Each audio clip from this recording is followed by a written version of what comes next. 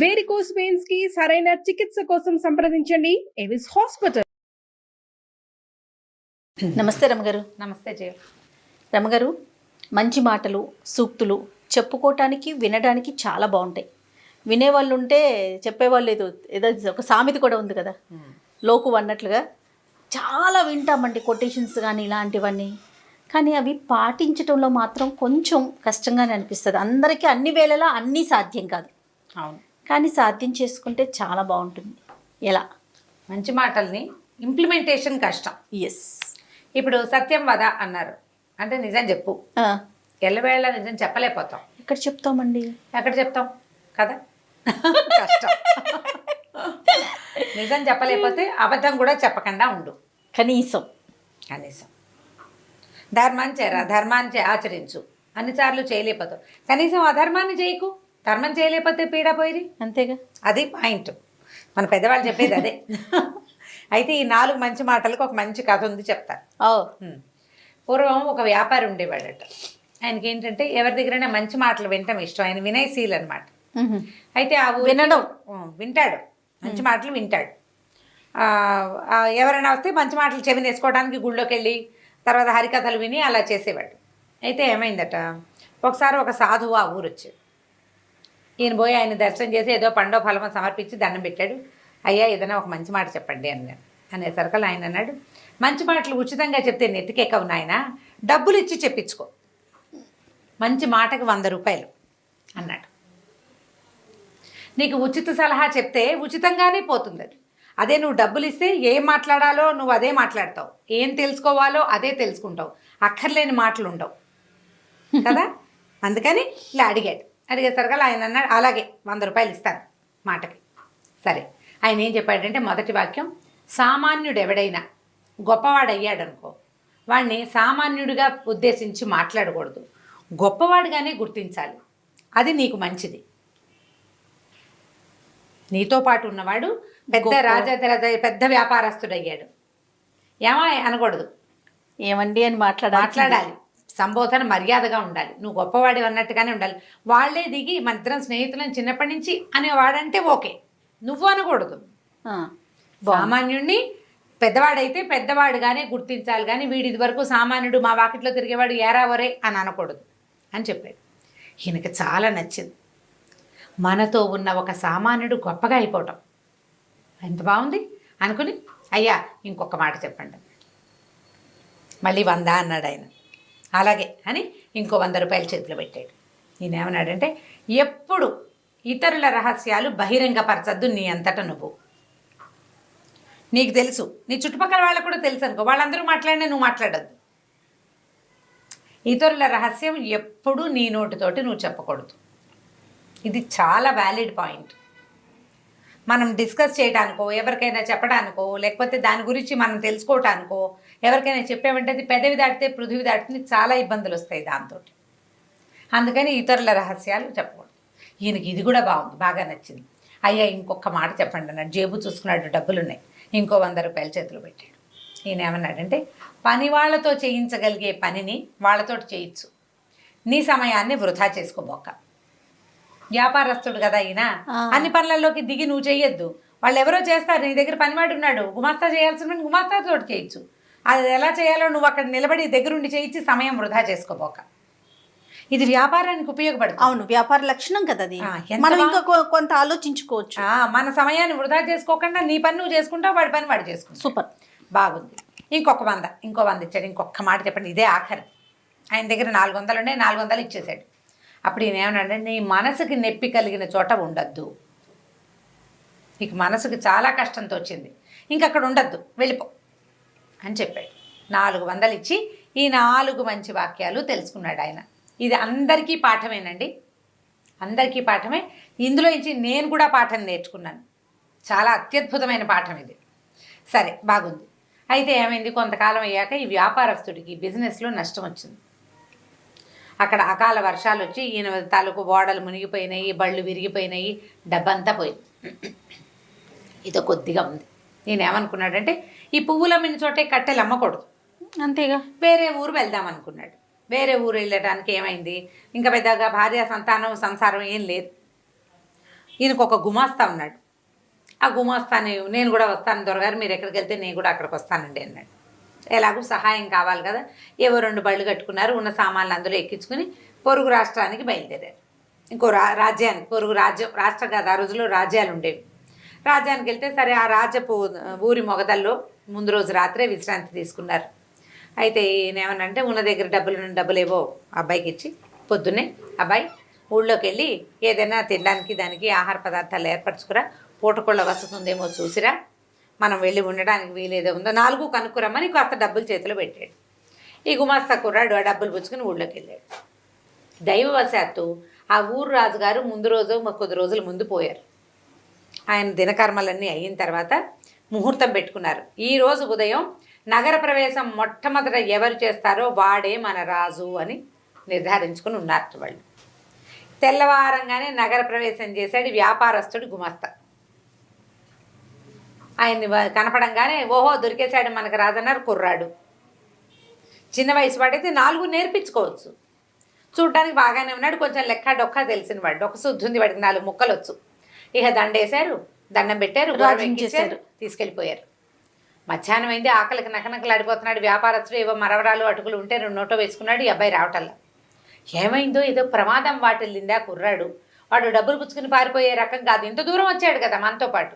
సరే ఈయన లోపలికి బయలుదేరి వెళ్ళాడు. వెళ్ళేసరికల్లా ఊరంతా కోలాహలంగా ఉంది. కొత్త రాజు గారు బాగున్నాడు అంటున్నారు, అదంటున్నారు ఇదంటున్నారు. ఎవరండి కొత్త రాజు, ఏమిటి ఇవాళ ఏమన్నా సింహాసనం పట్టాభిషేకం చేశారా ఏమిటంటే, ఇలా రాజుగారు గతించారు. ఆయన దినవారాలు అయిపోయాక తొలుత ఊళ్ళోకి ప్రవేశించిన కొత్తవాడికి రాజ్యం ఇవ్వదలుచుకుని ఉన్నాము. ఇవాళ పొద్దునే ఓ కుర్రాడు వచ్చాడు, అతన్ని రాజుని చేశామంటే తన గుమాస్తాయే రాజు అయ్యాడని ఆయనకు అర్థమైంది. గబగబా మెల్లిగా అంతఃపురాన్ని అక్కడికి రాజప్రాసాదం దగ్గరికి వెళ్ళి నేను ఫలానా అని చెప్పాడు. చెప్పేసరికి లోపలికి కబురు వచ్చింది. కుర్రాడు చెప్పాడు కదా, గుమాస్తా రాజైన గుమాస్తా ఏం చెప్పాడు, ఒక వ్యాపారస్తుడితో కలిసి వచ్చాను, ఆయన ఊరు బయట విడిశాడు అని చెప్పాడు. ఆయన విడిది అక్కడ ఉంది కదా, బళ్ళు అక్కడ ఆపుకున్నాడు. సరే లోపలికి వెళ్ళి ఈయన ఏం చేశాడు, లోపలికి వెళ్ళగానే తన గుమాస్తా రాజబట్టల్లో చక్కగా సింహాసనం మీద కూర్చుని ఉన్నాడు. ఈయన గుర్తొచ్చింది, 100 రూపాయలు ఇచ్చి ఒక మంచి మాట కొనుక్కున్నాడు తను. మొదటి వాక్యం ఏమిటి, సామాన్యుడు గొప్పవాడైతే అతన్ని సామాన్యుడిగా కాకుండా గొప్పవాడిగా పరిగణించాలి. నమస్కారం మహారాజా అని పలకరించాడు. ఆ మహారాజు అయిన కుర్రాడికి ఏనుగొక్కినంత సంతోషం వచ్చింది. మహారాజు అయిన సంతోషం కంటే తన యజమాని తనని మహారాజుగా గుర్తించిన పాయింట్ వ్యాలిడ్ పాయింట్స్ అన్నమాట. అత్యద్భుతమైంది. ఆయన చాలా గౌరవించి, ఈయన నాకు ఒకప్పటి యజమాని, నాకు అన్ని చదువు అంటే అన్ని విద్యలు, వ్యాపారం చేయటం, అందులో మెళకువలు ఈయనే నేర్పించాడు, ఈయన నా మంత్రిగా ఉంచుకుంటానని ప్రకటించాడు. ఈయన అక్కడ మంత్రి అయిపోయాడు. ఈయన అక్కడ వ్యాపారం కోల్పోయి వచ్చాడు కదా, సరే ఓ ఇల్లు వాకిలి ఏవో అలాట్ చేశారు, మంత్రులకు ఇచ్చేవి కొత్త మంత్రి గారికి కూడా ఇచ్చారు. ఆయన బండి గిండి అన్నీ తెప్పించి ఇక్కడ పెట్టారు. సరే రాజుగారికి ఆయన భార్యని, ఆ ఊళ్ళో అక్కడ పెళ్ళయింది గుమాస్తాకి, ఈయన వెనకాల వచ్చాడు కదా, ఆవిడని తెప్పించారు. ఆవిడ తెప్పించేశారు. తెప్పించిన తర్వాత ఏమైంది, కొద్ది రోజులు గడిచాయి. ఒకరోజు ఈ రాజుగారు ఇప్పుడు ఈ గుమాస్తా కుర్రాడు భార్యని అక్కడ వదిలిపెట్టి ఇక్కడికి వచ్చాడు. ఈయనతోటి ఆ భార్యకి అక్కడ ఎవరితోటో ఫ్రెండ్షిప్లు ఉన్నాయి. ఆ అమ్మాయి ప్రవర్తన అంత మంచిది కాదు. ఇక్కడికి వచ్చాక ఇక్కడ కూడా కొద్దిగా స్నేహాలు చేసింది. ఓ రోజు ఈయన ఏవో అవి ఇవి అంటే అశ్వశాలలు గోశాలలు అవి పరిరక్షణ అవి వాటి కోసం చూస్తుంటే అశ్వశాలలో ఈ రాణిగారు ఆ అశ్వశాల అధిపతితోటి కనపడింది. దాంతో ఈయనకి ముందు టెన్షన్ వచ్చింది, తర్వాత భయం వేసింది. ఇతరుల రహస్యాలు బహిరంగపరచకూడదు, అందుకని ఏం చేశాడు ఆయన, తన భుజం మీద ఒక శాలువ ఉంటే వాళ్ళు ఎవరికి కనపడకుండా వాళ్ళు ఉన్న గది దగ్గర ఆ శాలువ గుమ్మాన్ని ఇట్లా కట్టెల్లాగా పెట్టేసి వచ్చేసాడు. వచ్చేసేసరికల్లా ఆ అమ్మాయి చూసుకుంది, ఇక్కడ శాలువ ఉందంటే ఖచ్చితంగా ఎవరో మన చూశారు అని అనుకుని ఈ శాలువ ఎవరిది వాకపు చేసింది కొత్త మంత్రి గారికి అని తెలిసింది. కొత్త మంత్రి గారు రాజుగారికి పూర్వపు ఓనరు, పూర్వపు సేటు. ఈవిడేం చేసింది, మీ మంత్రి గారు దుష్ప్రవర్తన, నాతోటి సరిగ్గా ప్రవర్తించలేదు, నన్ను ఏదో అన్నాడు, నాతోటి సరిగ్గా చేయలేదు అని చెప్పేసి భర్తకి చెప్పింది. చెప్పేసరికల్లా ఇప్పుడు ఏం చేయాలి, ఈయనేమో ఇదివరకటి యజమాని, అయ్యో ఈయన ఇలా అయ్యాడా, ఇప్పుడు ఏమిటి ఇల్లు వాకిలి వచ్చి మంత్రి పదవి వచ్చేసరికి ఈయన ఇలా అయిపోయాడు అనుకుని రాజుగారికి చాలా కోపం వచ్చింది. ఏం చేశాడు, ఆయన్ని డైరెక్ట్గా శిక్షించకూడదు, ఎందుకంటే తన పూర్వపు యజమాని, తనే మంత్రిని చేశాడు, బాగుండదు, పరుగు పోతుంది. అందుకని ఆయనకి ఏం చెప్పాడంటే, మీరు ఒక పని చేయండి, కసాయి కొట్టుంది మనకి కోటని ఆనుకుని అవతల వైపు, అక్కడికి వెళ్ళి మాంసం కొనుక్కురండి అని చెప్పాడు. ఆ కసాయి కొట్టువాడికి ఏం చెప్పించారు, మాంసం కొనడానికి వస్తాడు, ఆయన్ని చంపేయమన్నారు. ఆయనేమనుకున్నాడు, మూడో మాట ఉంది కదా, మూడో మంచి మాట, 300 రూపాయల నోటు ఇచ్చి కొనుక్కున్నాడు. పని వాళ్ళు చేయగలిగే పని వాళ్ళతో చేయొచ్చు, నీ కాలం వృధా చేసుకోవద్దు. మాంసం కొనటం పెద్ద పనే, సైనికుడిని పంపిస్తే సరిపోతుంది. సరే ఏం చేశాడు ఈయన, ఆ వాకిట్లో పనిచేసే ఓ సైనికుడిని, అరే అబ్బాయి ఆ కసాయి కొట్టు నుంచి మాంసం కొనుక్కురారా, అది పట్టుకెళ్ళి రాజుగారికి ఇవ్వు, ఫలానా లేడి మాంసం కావాలట అని చెప్పాడు. వీడు పోయి సైనికుడు అక్కడికి వెళ్ళేసరికి ఆ కసాయి కొట్టు వాడికి ఏం తెలుసు, లేడి మాంసం అని ఎవడడిగితే వాడిని కొట్టేయాలి అంతే. ఆ సైనికుడిని కొట్టేసాడు వాడు. ఈ లోపల ఏమైంది, ఈ అశ్వశాలాధిపతి ప్రవర్తన మంచిది కాదని వేగుల వాళ్ళ ద్వారా ఈయనకి ఖబరు వచ్చింది, రాజుగారికి ఖబరు వచ్చేసరికల్లా ఆయన దుష్ప్రవర్తన ఎవరితోటని వాకపు చేస్తే అది తన భార్యేనని తెలిసిపోయింది. అయ్యో నేను ఇంత పొరపాటు చేశాను, మంత్రి గారిని చంపేశానే వృధాగా అని అనుకుని ఆయన చాలా దిగులు పడుతున్నాడు. ఏం చేయాలో తెలియలే. ఒకప్పటి నా యజమాని నన్ను ఎంతో గౌరవించాడు, నన్ను అక్కడ ప్రేమగా చూసుకున్నాడు, ఇక్కడ గౌరవించాడు. వీడు నా దగ్గర పనిచేసిన వాడు అని ఒక్కనాడు కూడా అనలా. అంత మంచివాడిని నేను ఈ పని చేశానే అని చాలా దిగులు పడ్డాడు. దిగులు పడి ఏం చేశాడు, ఆయన ఆలోచిస్తుండగా మంత్రి గారు వచ్చాడు. చూసరికల్లా అయ్యా మీరు బతికే ఉన్నారా అంటే, ఎప్పుడు ఆయనకు అర్థమైందనమాట. అతను రాజుగారు ఏమడిగాడంటే, మీ శాలువ ఫలానా చోట ఎందుకుంది, మీరు అక్కడికి వెళ్ళారా అని అడిగితే, అప్పుడు ఈయన ఏం చేయాలో తెలియక, నేను అక్కడ ఒక చూడకూడని దృశ్యం చూశాను, ఎవరైనా చూస్తారని శాలువ అడ్డం పెట్టాను అని చెప్పాడు. చెప్పేసరికల్లా రాజుగారు తను కన్ఫెస్ చేసేసాడనమాట. ఇలా జరిగింది, నా భార్య నన్ను ప్రోత్సహించింది, ఆవిడ మోసం చేసింది, నన్ను మీకు ఎగనెస్ట్గా మీకు వ్యతిరేకంగా నన్ను ప్రోత్సహించింది, అందుకని నేను మిమ్మల్ని ఇంకేం శిక్ష విధిస్తే అవమానకరంగా ఉంటుందని కసాయివాడికి చెప్పాను, మిమ్మల్ని అక్కడికి పంపిద్దామనుకున్నాను.